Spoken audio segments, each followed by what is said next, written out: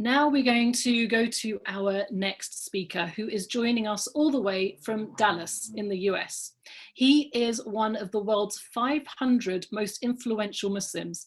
He's an international speaker, a coach, an author who has spearheaded the niche exploration of productivity in Islam. He is, of course, Mohammed Faris, founder of productivemuslim.com, the popular online platform, blog, and productivity training organization that serves the e-Ummah worldwide. So he has come to the right audience. And his talk is on how to set goals like a gardener in the age of uncertainty. During uncertain times, it is very difficult to set goals for yourself and your family and be productive. So in this session, Mohammed Faris will share a goal-setting framework, one that is rooted in the prophetic tradition and that helps us move forward in life despite the uncertainties.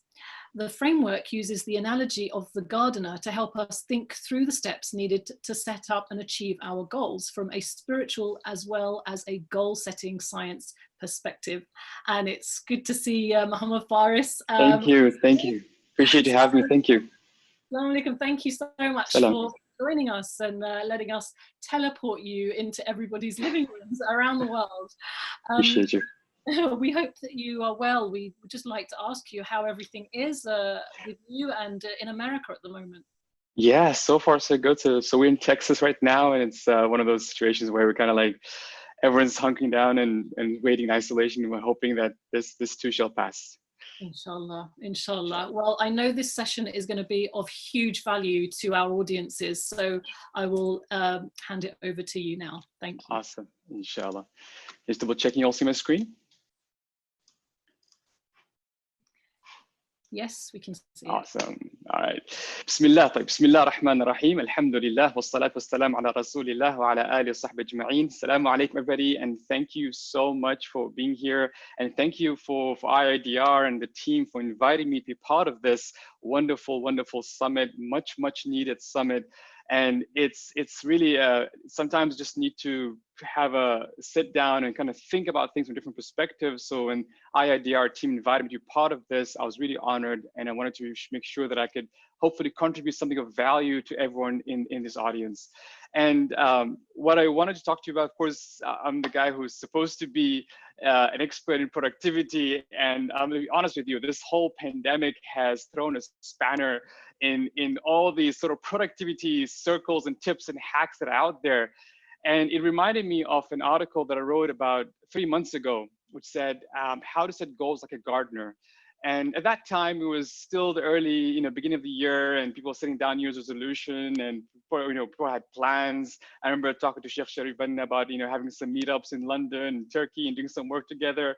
And subhanAllah, it was one of those things where I went back to that article, and I realized that a lot of some of those concepts are still valid and still helpful. And I hope that by sharing this framework and sharing some of those ideas from this article, it can help you with trying to make sense and be able to manage your personal development and productivity over the next few days and months, and potentially as the pandemic continues, perhaps longer than that. So the title is How to Set Goals Like a Gardener in This Age of Uncertainty. But before I go into that, I want to ask a question, and I'd love to hear you in the chat, and feel free to just type in the chat. And that is sort of, did you imagine 5 years ago being where you are today? And you can put that in Q&A box, or no, so think about yourself 5 years ago. And did you imagine 5 years ago being where you are today? So you can either throw in the Q&A box or throw in, nope. Actually, here's Janelle's there. What else? 5 years ago, just look back to 5 years ago. Did you imagine being where you are today across different levels, spiritually, physically, socially, relationships, work? Not at all. So there's a lot of no's, and let's put it this way. Let me ask another question. Did you imagine 3 months ago being where you are today? Put it that way. Just 3 months ago, just imagine how much things have changed over the last sort of just 3 months. Forget 5 years ago. And an interesting thing of this question is that it really puts in perspective what I say, that's why the traditional goal setting method doesn't work. And by the traditional goal setting method, I'm talking about, how they tell you, have a vision board for your life, and, cut those pictures from the magazine, and, put a picture of your perfect house and your perfect, environment and your perfect job and your perfect bank account and your perfect kids and everything around it. And then, set milestones to achieve those goals, and then break it down into weeks and break it down into months and start working towards those goals. Is everyone familiar with that method, right? The traditional goal setting method? What do you think is the challenge with that method? What do you think is the underlying two assumptions that it's based on that basically makes it flawed, and especially in this age of uncertainty? What do you feel is the thing that's just, it doesn't make sense, about that method? Any thoughts on that?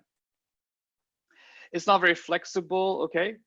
So the idea of certainty, absolutely, yes. There's an element there that you feel that the first major assumption it makes is that it assumes that you have certainty of how the future will unfold in front of you, assuming you put in the effort, right? So it says, okay, if my life is going to be linear, here's where I am today. So I'm based on my assumptions today, based on my life today and the circumstances today, I'm going to project forward my life and assume my life in a certain way, and therefore I'm going to put those sort of goals and objectives in front of me in that certain way. Yes. What else? What else is there? What else is there that makes you, makes it this a traditional goal setting method might not be really practical, especially in this age of uncertainty?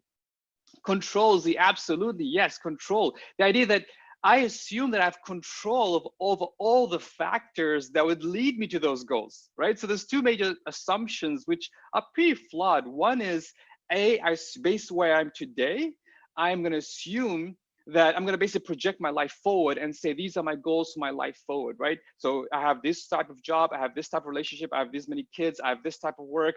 Therefore, I'm going to project forward and assume this is how my life will unfold the next 5, 10, 15, 1 year from now.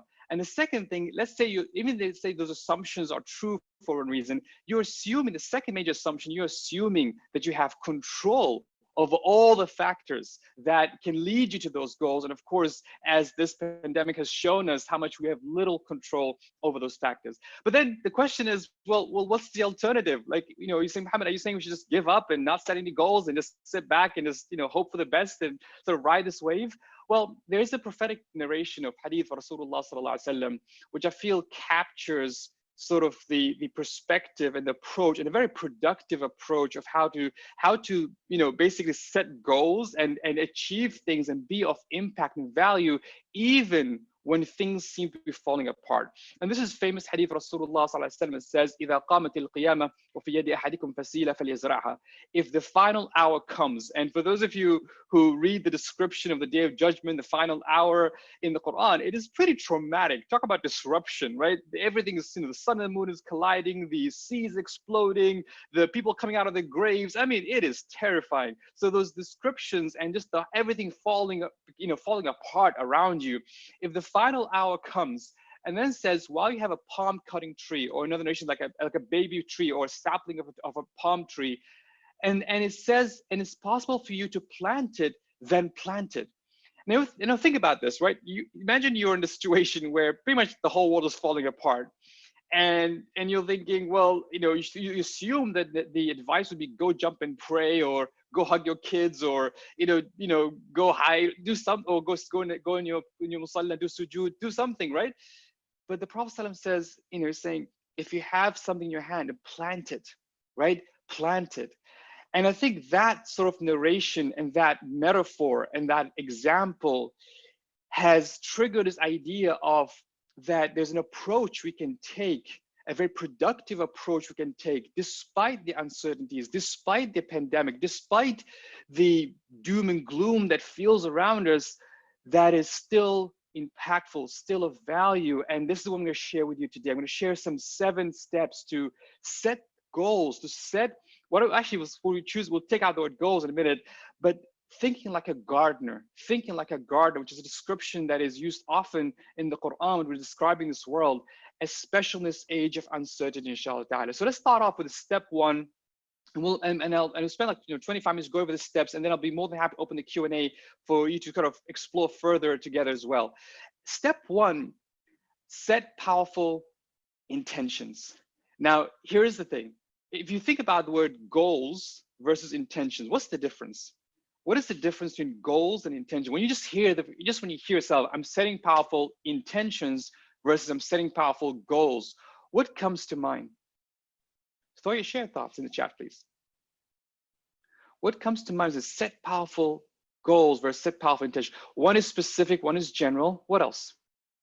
Zahra is in context. What else? What's the difference between setting powerful intentions versus setting powerful goals? What comes to your mind when you hear that? One is clear, and one is clear, defined outcome. Goals like this is exactly what I want out of my life.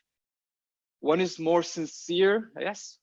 Goals and outcome, again, going specific, like I want this X, Y, and Z. Okay, you can achieve your intention, but not necessarily your goals, absolutely. Intentions are more concrete. One is a start, one is a conclusion. I love that, Wali Rahman, absolutely. One is material, one is beyond material. This is beautiful, mashallah. One is based on values, yes.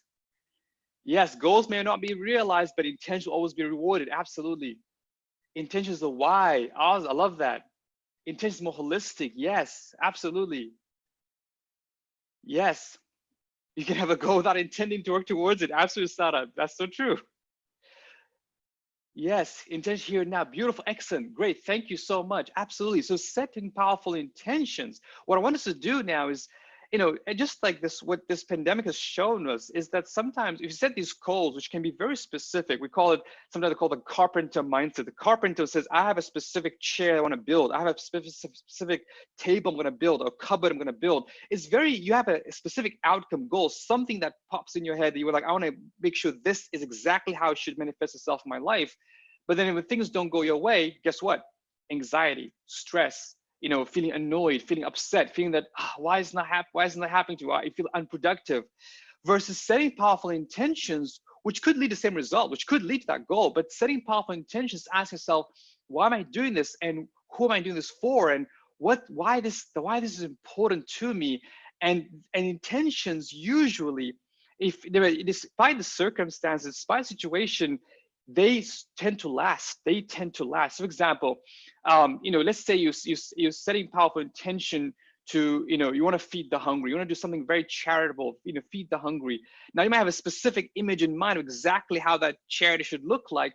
Or you might say, well, for me, if it's to feed the hungry, then there's different ways for that intention to manifest itself. So goal can be very, sometimes almost closed-minded, very specific, versus intention is much more open. And the way those intentions manifest itself in reality, those are the things that we have no control over, but intentions we have absolute control over. And it's important for us to think about our intentions and think about what we want in the next few months. And there's this beautiful sort of pyramid that we got from the book of the late Brother Nabil Azmi, may Allah have mercy on him, rahmah on him, where he quoted this hierarchy of intentions from Sheikh Sulaiman Nadawi Sirat al-Nabi on the different hierarchies of intentions, because intentions don't all come the same level. A lot of times we start off with intention with, we might have an intention purely for financial worldly gain. So we want that, that specific business or specific deal or specific, that thing we want out of life. We want to lose weight. We wanted to, have a certain outcome of life, but it's purely for financial worldly gain. That's one level of intention. I'm not saying good or bad at this moment. I'm just saying that's one level of intention. But you can upgrade your intention. You can upgrade your intention and say, well, it's not because of financial worldly gain I'm doing this. I'm doing this for honor, reputation, fame. I want this people to know and recognize, like, oh, mashallah, you start this business, or wow, that's amazing, you've lost some weight, or wow, this is great, you got that promotion. So there's honor, reputation, fame, and that's the second level of intention, a bit higher than financial worldly gain, and it's a second level of intention. And then we upgrade yourself a little bit. So, well, maybe it's not about, I don't care what people say about it. I don't care what people think about it. I'm just doing it because it feels good, right? When we used to go to the gym, remember those days? We can go to the gym easily. Well, we used to feel good. There's just a feel good factor. I'm just going to the gym because I feel good. I don't care what people think about me or say about me. I don't care if I'm going to lose weight or not, or financial worldly gain. I just feel good, and I want to feel good. Or I'm starting this business, I'm doing this work, not because of people's reputation, people saying, mashallah, amazing, or not because of any worldly gain. It just feels good, right? And that's a higher level of intention. Now, you might think, well, that's great, but there is even a higher level of intention. It might not be about feeling good either. It might even something might do something that might not actually feel good. But you're doing this for spiritual contentment. You're doing this for, to fulfill that purpose in your life, to be able to fulfill that spirituality. And this is in the Maslow's hierarchy of needs, the idea of self-actualization, where you feel you're taking over your soul, you're disciplining yourself, you're getting spiritual contentment from doing this work and from continuous work. So you set an intention, and that intention gives you spiritual contentment. So maybe it doesn't feel good. Maybe there's no one says anything about it. Maybe there's no financial worldly gain, but there's an element of spiritual contentment that's out there. But still, even with the spiritual contentment, it's still about you. It's still about you wanting something out of this. Now, a higher level than this is saying, I'm doing something purely for an afterlife perspective, for something that is for gaining paradise. It's not about this world. And this whole idea of believing in life after death, this whole idea is very powerful. And it shows you this, and it's very also very, we'll talk more about it later on, it instills productivity in you, because you start thinking beyond beyond this world and beyond the challenge of this world. It's about doing the right things, even at your own personal cost, even when it feels uncomfortable, even when there's no spiritual contempt, but this is the right thing to do, the more morally ethical thing to do. So you're doing to gain paradise. And of course, the highest level of intention, the one we're all striving for, is to do something purely for God's pleasure, purely for Allah subhanahu wa ta'ala's pleasure. And I think this pyramid, if you were to look at this pyramid, and why it's important to productivity and personal development, is because, again, a lot of time we set these goals for ourselves. I want to do this, I do that, and we never stop to think about intentions. Right now, I'm doing a lot of coaching, and a lot of my clients are like, everything's off, and this, and I had all these goals, and I had all these plans, and now I don't know what to do, and I'm stressed out. And the first question I ask them is, what's your intention? And the moment that it becomes clear, the moment they ground themselves, well, this is my intention, then they start realizing, okay, either I need to work on upgrading my intention a little bit, or I need to figure out, how to basically, or I need to basically just switch my intention, make sure it's something more aligned to my true purpose in life, and that is to worship Allah subhanahu wa ta'ala, to be a servant of God. And I think once this switch, once that intention happens, once we recognize that shift in intention, that's when it opens the possibilities. That's when it starts thinking that, okay, maybe yes, this goal cannot happen now due to the pandemic, but this intention is still valid. And there are other ways for us to achieve this intention, despite the circumstances, despite the pandemic. Does this make sense? Does this make sense? So the idea now is, I want you to first by setting powerful intentions versus setting powerful goals. That's the first step for you to be productive, for you to move forward and to grow yourself and to develop yourself. Start with intentions. Does this make sense, inshallah? And of course, if there's questions, I'm more than happy to take that in the Q&A towards the end, inshallah. Just want to double check. Does this make sense? Yes or no? For now, just to make sure I got a level of understanding. Okay, good. Yes, awesome. Step 2 then is understand your seasons. Okay. What I mean by this, right now, we're going through a very tough macroeconomic season. There's a potential, there's a whole global recession happening, stock market crashing. There are certain macroeconomic factors happening around us. And just like a gardener is always aware of the season. You're not going to plant tomatoes in the winter or when it's like the wrong time to plant. You're going to choose the right season for those intentions. And something interesting about the word intention in Arabic, the word intention for Arabic is called niyyah, which is very close to the word seed, which is nawa. Nawa, a seed. Think about seed, and that seed is the word is nawa, and the intention word is niyyah. And just think about that one word, that seed, that one seed. When you put in the ground, it has the potential to become an oak tree, or it could potential to be dead, right? And the thing about one of the factors that make a seed grow or not, one of the most important factors you always be aware of is, of course, the right season, choosing the right season for this seed to grow, choosing the right environment, choosing the right climate. So being aware that for the intentions you set for yourself, is this the right season for us, both on a macroeconomic season or on a business professional season. So is your business going through a bit of a cuts right now? You need to cut down on costs right now. Do you need to, are you going to face some layoffs at work? What does that mean professionally? Is it time for you to upskill yourself, to switch careers, to explore different, side hustles? So understanding the season of life you're in, that will also determine which seed, which niyyah, which intention you want to focus on. But also personal life, see what's going on in your own life. If you have to take care of old parents, or if you have young kids, or if you have certain going through personal life season or a health issue right now, you take care of some people who's affected by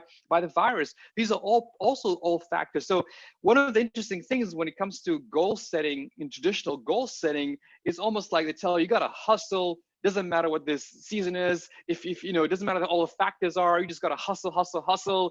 And if you don't achieve those goals, that means you're a loser. That means you're not cut out for this. That means you make excuses, right? And it just make you feel like always terrible.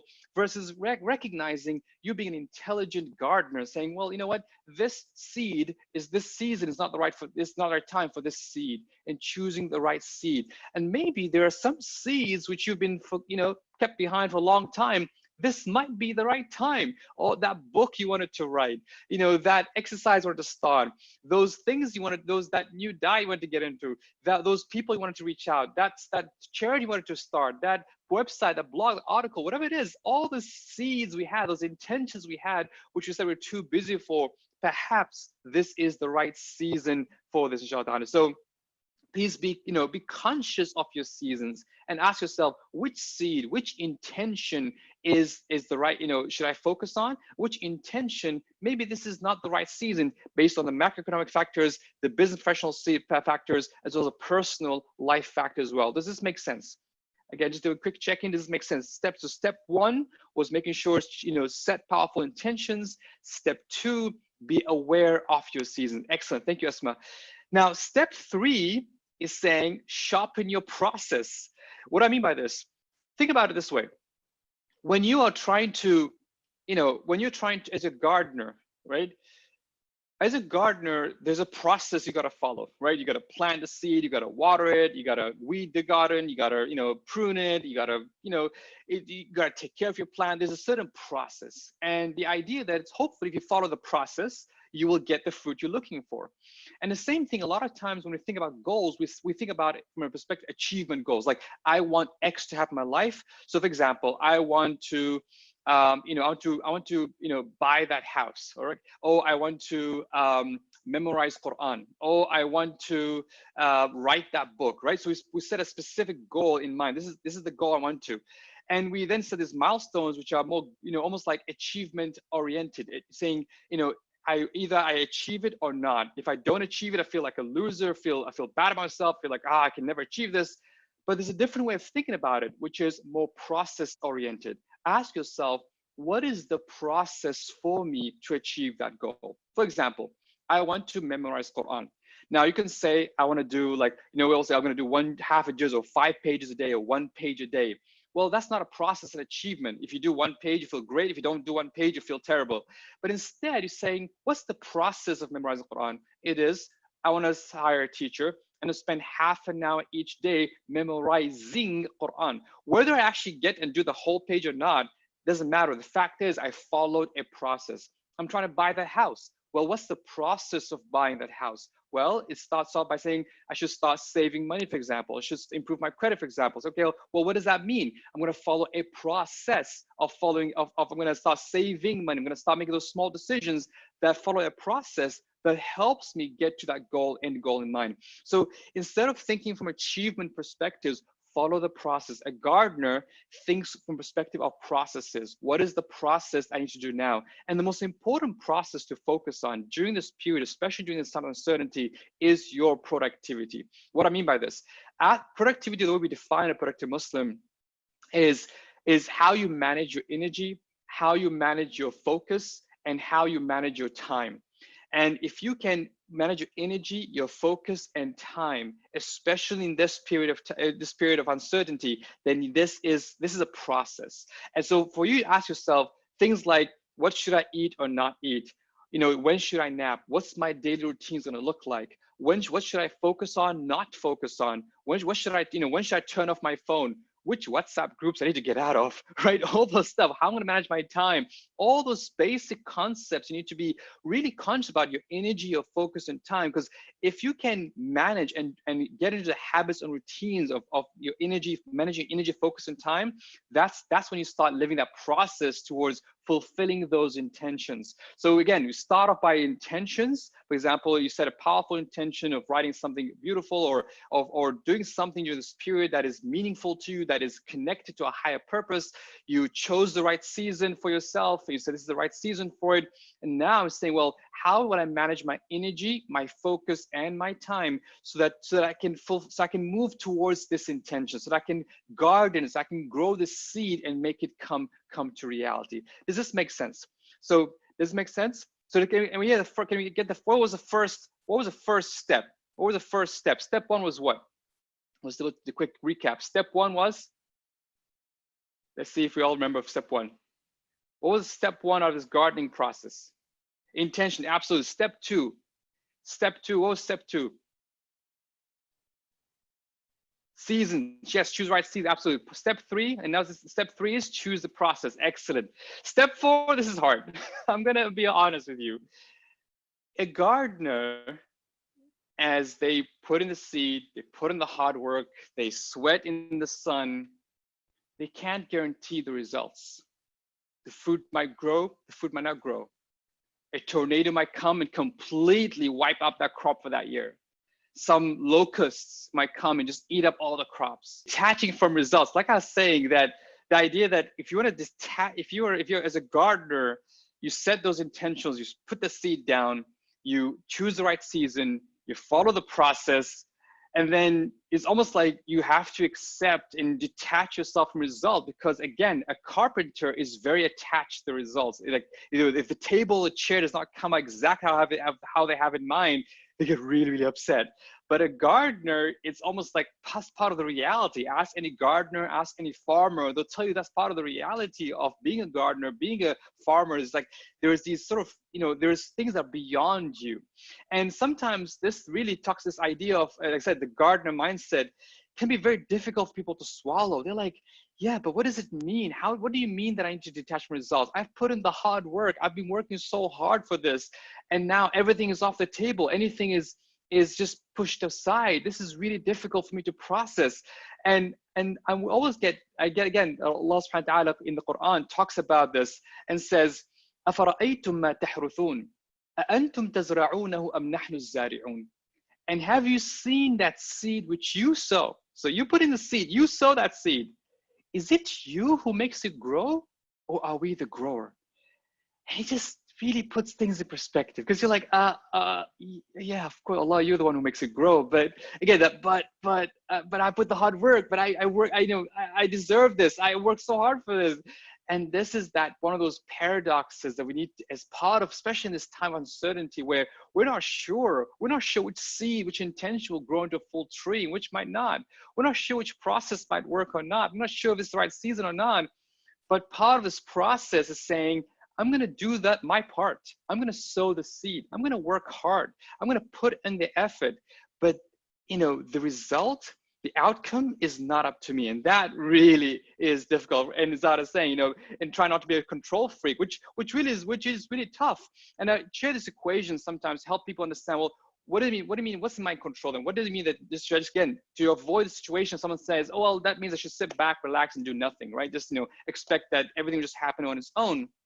Again, one of the things in Islamic understanding of this, that number one, that as Muslims, we believe that we have free will. We have the free will to choose, to make decisions, to decide on things. Also, there's certain natural laws, right? There's certain natural law. If I wanted to fly out of Dallas and come to the UK, then I got to get on a plane and fly. I can't just flap my hand and expect to be there. The natural laws, certain natural laws, sunan kawniyya, there's certain things we need to align ourselves. If you want to wake up early in the morning, you got to sleep early. You got to put the alarm. That's a natural law.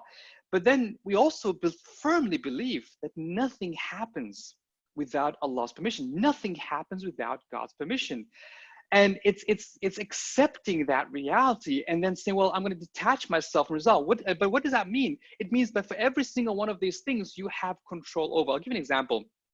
You know, we know the story of Prophet Abraham, and him was given the command to slaughter his son, right, Ismail.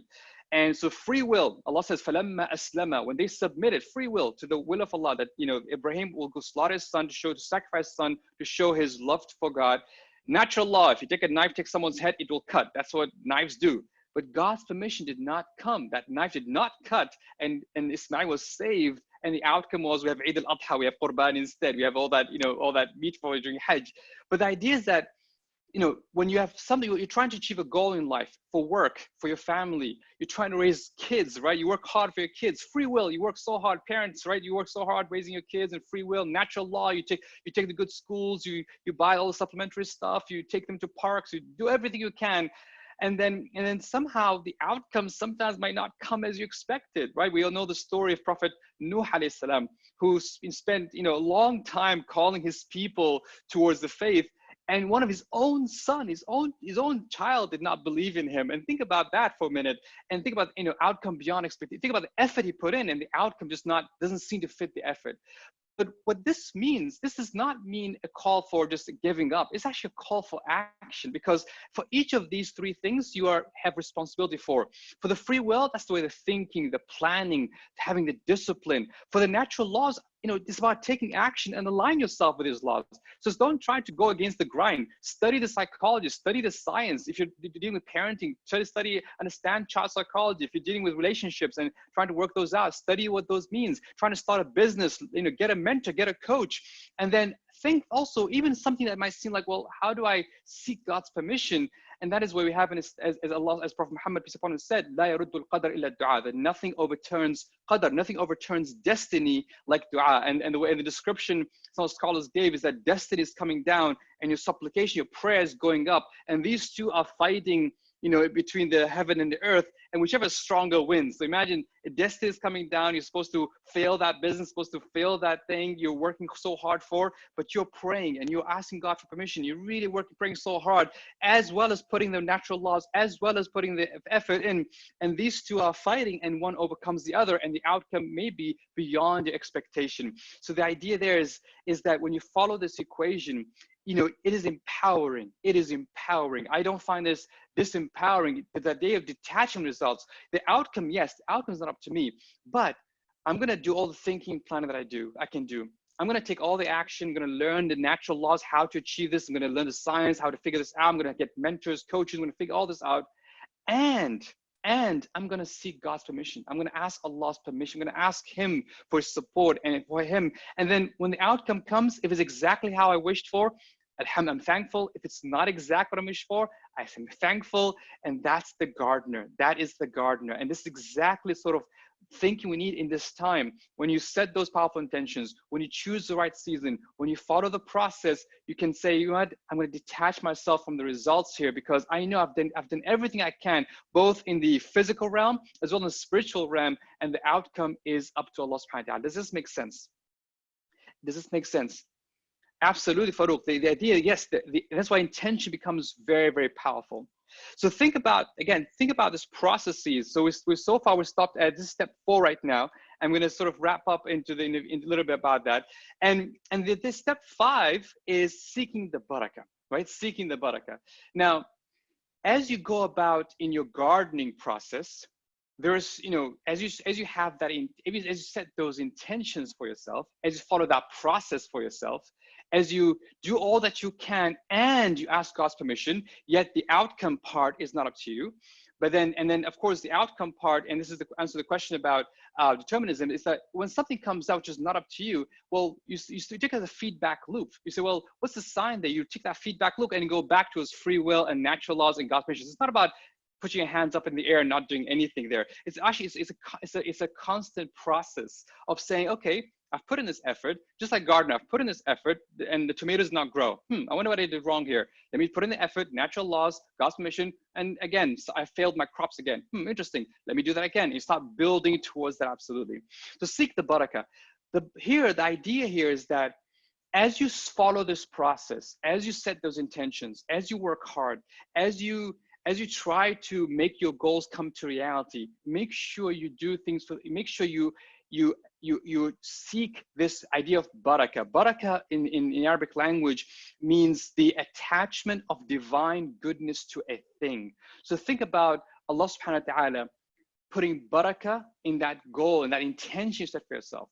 So whether you're trying to write a book, whether you're trying to build a business, whether you're trying to buy that house, whether you're trying to seek a new job, whether you're trying to change careers, whether you're trying to get married, trying to have children, whatever all those goals, intention one sets for their life, you want the barakah, you want Allah's divine attachment to be attached to that thing, because when it occurs, if this barakah, think about this barakah like the spiritual multiply effect. If this barakah occurs in something that's little, it increases it.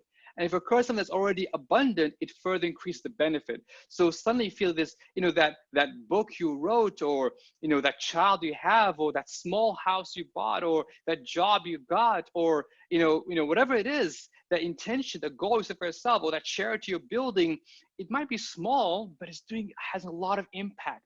Or it might be huge and it is further increasing the benefit. So the idea of barakah is so powerful. So as you're going through this process, make sure you're seeking the barakah and not fall for the other type of productivity, what is known as hustle culture, right? The idea of, I gotta hustle, right? It's about hustling, and even at the expense of my values, even the expense of my rituals. People drop their prayers, people forget about their values, forget about ethics in the name of achieving my goals, in the name of, oh, this is what I need to do, and ignore those important things. And this idea of hustle culture is becoming a prevalent thing. The co-founder of Reddit wrote an article about how hustle culture is destroying people's productivity, because all about that hustle. And it's very egocentric. We actually wrote an article. We're happy to share that with you on our website. That hustle culture is very egocentric. It's about my way. I want to do this for myself, for me, versus is doing something again for the highest level of intention, doing something for God. The idea of personal success driven. I'm doing this because it looks good on my CV, it looks good on my LinkedIn profile, versus I'm doing something for purpose and impact. I'm doing this purely for my worldly focus, purely for this life, versus I'm doing this for impact in this world in order to please God in the hereafter. I'm doing this just for material results, right? Purely for the materialistic aspect of this, versus I'm doing this for God acceptance. I had an IT professional who, he said, bro, I do code all day long. I just write code. How am I supposed to focus on God acceptance when I do code? I'm a software developer. And I asked him, which of the 99 names of God do you love the most? In Islam, we have 99 names of Allah, 99 names of God. And he said, I love the name Al-Jameel, the most beautiful. I'm like, great. Is there such thing as beautiful code? And his eyes lit up. He's like, oh my God, yes. So now, the CEO lady called me, I don't know what you did this guy.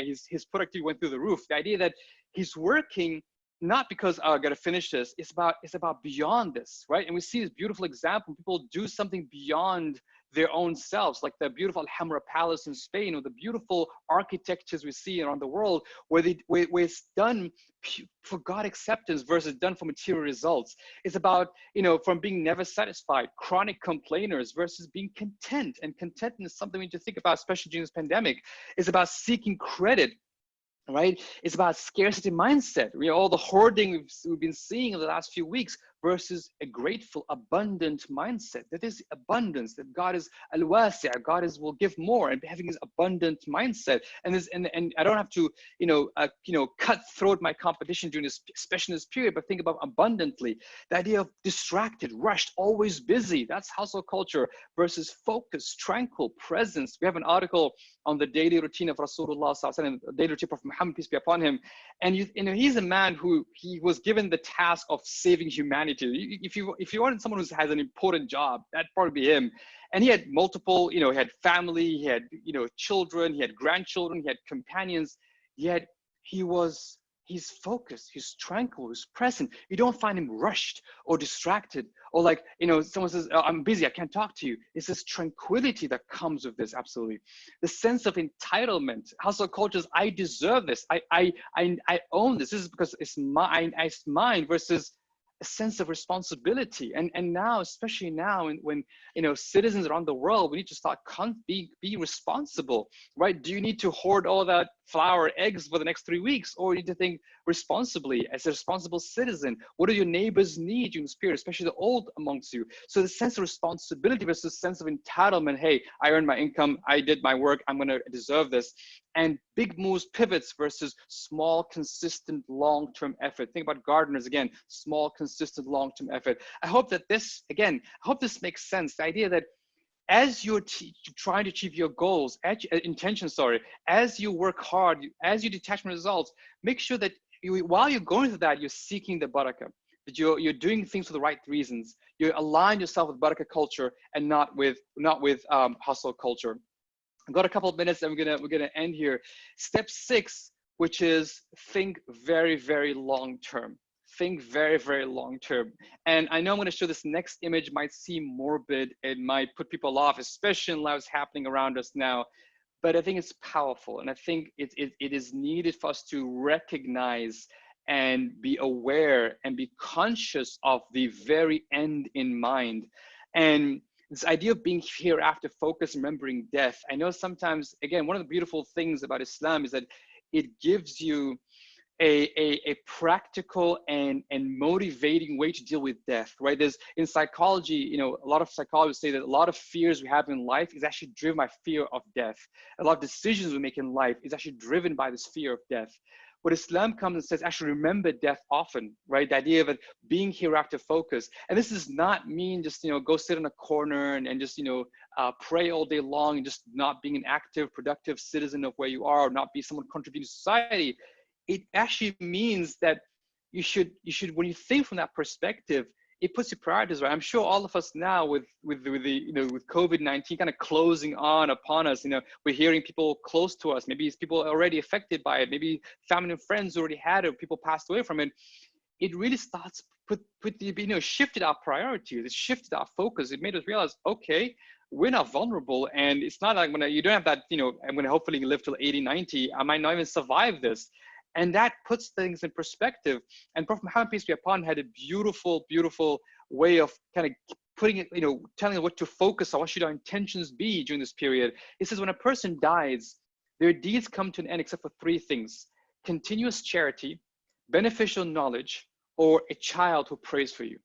So if you were to think about goals or intentions during this period, maybe this is a clue here. Prophet Muhammad is giving us a clue. There's 3 things you could focus on that will actually help you not only in this world, but also in the life to come. And that is, ceaseless charity, meaning think of something you could do that will continue after you. And this is not just about, it's not about just building a well here or throwing some, some money at something out there. And with all the great work charity organizations do, and I respect them and I encourage them, but I want us to start thinking with ceaseless charity in a much more almost personal relationship. Think of starting something small you start that continues after you die. Something small, maybe a small little, volunteer group that supports elder neighbors that continues after you die. Something small you start, ceaseless charity. Second one is beneficial knowledge. Again, something you leave behind that's beneficial, that, people will benefit from, humanity will benefit from. What would that be? And finally, a righteous child. And if you don't have children, think about the orphans, think about children who don't have parents, and think, well, how can I invest 20, 30, 40 years of my life in really raising a child or children that, that not just, become good people that pray for you, but they love me enough to remember me after they die. It's the idea of a righteous child who prays for you. So this could be clues. If you're asking for clue, what should I be doing now during this pandemic? What goals should I set myself? What should I be productive for during this period? Perhaps this is a clue to help us think about, this concept will be very, very helpful. And finally, step 7 is keep track of your intentions. One of the most beautiful things that you could do is, as you set those intentions and say, hey, just like the gardener would say, wait, did the tomato tree become a tomato? Did it become onion or something, right? You need to double check, hey, does this thing actually grow to what I had in mind? It's really keep track of your intentions. Ask yourself, what's my intention in the next few months? And am I each day working towards my intention? And if you go to productivemuslim.com, we have these free planners, which are a daily planner, weekly planner that is based on intention. So it asks you, what are your tasks today? what's your intention of each of that task? Or what are your 3-month intentions? And what are your weekly goals what are your weekly tasks for those intentions? So you can get these tools, they're very practical tools, they're for free. You can download them, print them off. They're available in color, black and white. And you can really start tracking your intentions and saying, hey, am I working my intention? And enjoying the beautiful relationship you have with Allah subhanahu wa ta'ala, because each day you wake up saying, what's my intention? And you start in your day, you plan your tasks, you plan it based on your intentions. And then as part of that process, you seek Allah for help, you pray istikhara, you ask Him for guidance, and you work. If things go your way, you say, alhamdulillah. If things don't go your way, alhamdulillah. And you revise that intention, you revise that work, and that process continues. And that's how you continue to become productive despite the circumstances. So in closing, I'm going to open up to the Q&A in a minute. The question, I guess, for all of us to think about now as gardeners, and I hope that this really, really help, make us think through the situation, is that what will, you grow in these uncertain times? What will you grow in these uncertain times? What would you look back? Hopefully, inshallah ta'ala, we survive this, we thrive in this. We look back, what will you grow? But more importantly, who will you become? Who will you grow into? Yes, a lot of these intentions might seem external, but in the end, they change who you are and change your identity. So I hope that as part of this process, let's start thinking like gardeners. Let's put those seeds down. Let's work hard. Let's put in the right intentions. Let's ask God for guidance and help. And may Allah subhanahu wa ta'ala make us, develop and be better versions of ourselves, through this pandemic and beyond, inshallah ta'ala. I hope this is helpful. May Allah reward you and bless you, and thank you for being here. And I'm now open for Q&A, and I think our host will take the Q&A, inshallah. Thank you, Mohammed, Faris. That was brilliant. That was so energized and so inspiring, and I could see all the interactions were going on in our comments box. So thank you so much for all of your wisdom and your expertise. It was just brilliant, absolutely fantastic. Now we have a few questions obviously that have been coming in, and we'll start off with one from Zainab. She says, how should someone healing from trauma remain motivated to achieve goals that might seem unrealistic? How does one strengthen husn dhan in Allah? Beautiful question, inshallah. First, may Allah subhanahu wa ta'ala give you complete shifa and cure from the trauma and make it easy upon you and upon everyone who's facing trauma in their lives. There's two ways to it. First of all, again, we want to change the language from goals to intentions. So first start with that. So ask yourself, what are my intentions in this period? And just really think about that. So for example, let's say you had whether study goals or you had business goals or family goals, change your intention. So what's my intention this period? That's the first step. The second step is each day, literally each day when you wake up in the morning, as you start to figure out what I'm going to work on today, ask, well, again, come back, what's my intention? And what are those 2-3 things I can focus on today to help me move forward in my intention? And a lot of times when you start making small progress, no matter how small, it gives you that motivation. It gives you that boost of energy that helps you move forward. So that's step 2. And step 3 is, again, that beautiful spiritual relationship with Allah subhanahu wa ta'ala during this sort of recovery period and beyond, where each day, as you make those intentions, you're asking Allah for help, and as things manifest in your life, you're seeing that help coming through, and it just becomes almost like a healing process and also a motivating process. So I hope that helps, of course. And of course, from a professional point of view, I highly recommend if you're dealing with trauma to seek the professional help to support you in this period. Normally, some of my clients who have trauma, they hire me as a coach for forward moving things, and they hire therapists to deal with the past, and they found the combination work very well for them. Brilliant, a wonderful answer to a really brilliant question. And there is another question that's coming from Rami. And he says, there is a concept of fail quick when trying to build something and work hard for it, especially in business. And if you fail, it's best to fail quick. So you can react by changing your approach to your entire vision. Where does this come in the process that you just presented? And that's from Rami. A great question, Rami. And a lot of times when it comes to this whole barakah culture, I have a lot of discussions with my friends and colleagues who instruct us about this idea of sometimes a lot of us have been infected by the hustle cultures driven by the startup world, right? The whole idea of the startup world, fail fast, fail forward, pivot, things don't work out, and let's just drive people to the ground. Let's get to, either we hit the jockey stick or not. And it's just not, it's unnatural. I'm challenging that notion, and I'm challenging that approach, because a lot of people have suffered under that model in terms of mental health, in terms of family, in terms of spirituality, in terms of just disruptions in personal life. So what I recommend, yes, when there's a setback, we reflect back on a setback, just like in the Battle of Uhud, when Prophet ﷺ and his companions, when there was a setback among in the Prophet's time, the seerah, there was a lot of lessons learned, but it wasn't like just blundering forward and hoping, and just failing forward. It's more like it's intentional. It's thinking about what's the right thing to do. It's being conscious. It's seeking counsel. It's making the right, praying istikhara. So this idea of just let's fail and fix things up along the way, it's that come from that rush, that distracted lifestyle, versus this tranquil focus, moving forward with strength and confidence in Allah's plan, and doing things for the right reasons. So I hope we can shift that mindset a little bit,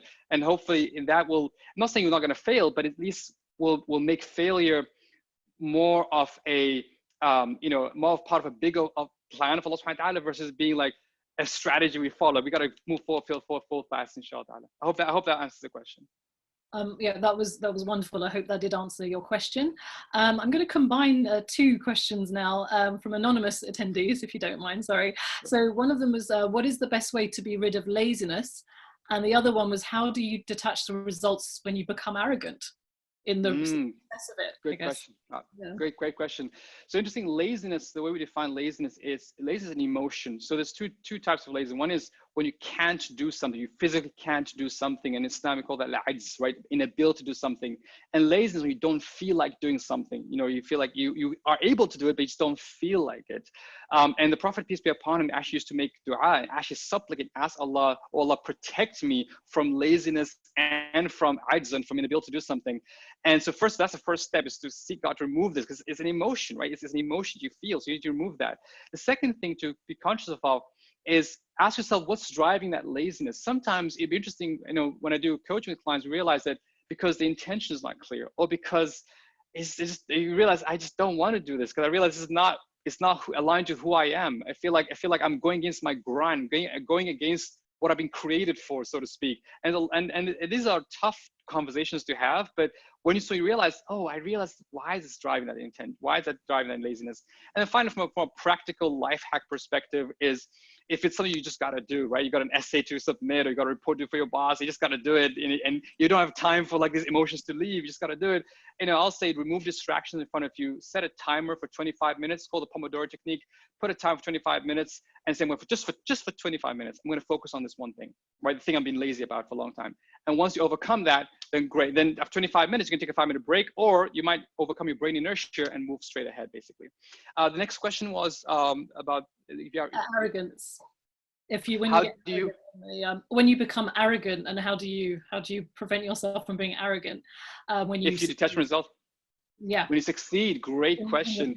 And this is great question. And this is, again, the answer is in the Quran. Allah says in the Prophet Shu'aib's words, وَمَا تَوْفِيقِي إِلَّا بِاللَّهِ, that my success only comes from Allah. So this is the garden I went to, again, where you put the hard work, you made it, you pushed yourself all the way, and when you see the fruits, don't dare and say, this is me. Right? That's what Qarun said. Qarun said, إِنَّمَا أُوتِيتُ عَلَى عِلْمٍ عِنْدِي. Like this, I got this knowledge. I made this wealth myself. And Allah subhanahu wa ta'ala reprimand Qarun and basically punish Qarun for that statement and for that arrogance, versus saying, you know what? This is not from me. And this is why Sulaiman is a good example. Sulaiman, Prophet Sulaiman, who was given everything, right? He was a king. He had everything. But you always find him very thankful. He was like, this is to test me if I'll be thankful or not. Whenever he was given something, he goes, this is to test me. So when you succeed, this is a test to see, are you thankful and really attribute it to God, or are you going to say, yep, this is me, I did this myself. So being very conscious of that, inshallah. So true, yeah, it is a test. Your successes are a test as well, subhanAllah. One last question, because unfortunately we have to draw this to a close, even though literally we could go on all day. So this is from Sarah. She said, once you have set intentions and outlined the process, do you have any tips on how to actually motivate yourself to follow the process and take action and stop procrastination and break bad habits? Great question. Great question, absolutely. So again, so once you set the intentions, and this is why, again, when you turn this into a spiritual exercise versus just being, oh, I gotta do this tomorrow. So for example, the night before, the morning, you say, what's my intentions? And then you pray istikhara prayer, or you make dua, Allah help me with these intentions.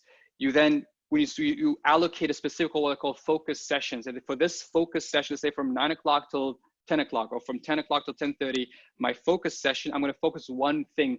Even if it means that I'm going to stare at the screen for half an hour, I'm not going to move, that's fine. You're just going to focus one thing.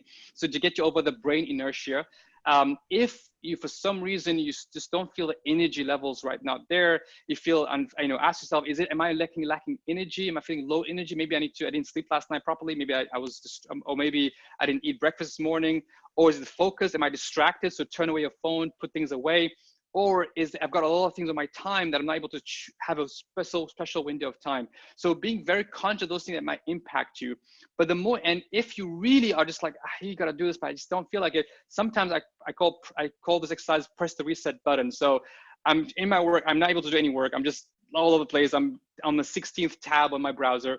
I get up, I go make wudu, I pray 2 rak'ahs, I renew my intentions, I remove my distractions, and go, all right, let's start again. Almost like press the reset button. And again, praying helps you reset that spiritually, inshallah ta'ala, help you move forward with that goal. Wonderful tips. Thank you so much. And thank you for the question that prompted such a great response. We've just been joined by perhaps our youngest member. I think her name is Zainab. She's 11 years old. MashaAllah. Thank you. Thank you, Zainab. Thank you for joining us. Thank you so much. Appreciate your word, inshallah. And thank you to all of you for your questions, and to you, Mohammed Faris, for your fantastic presentation. Really is going to make such a difference for all of us. So may Allah accept and happy, and inshallah in advance, may Allah make this easy for everyone, and stay safe, think like gardeners. May Allah bless you all. And in advance, may Allah give you a great Ramadan, inshallah ta'ala. Inshallah. Thank you so much. Assalamu alaikum. Salam alaikum.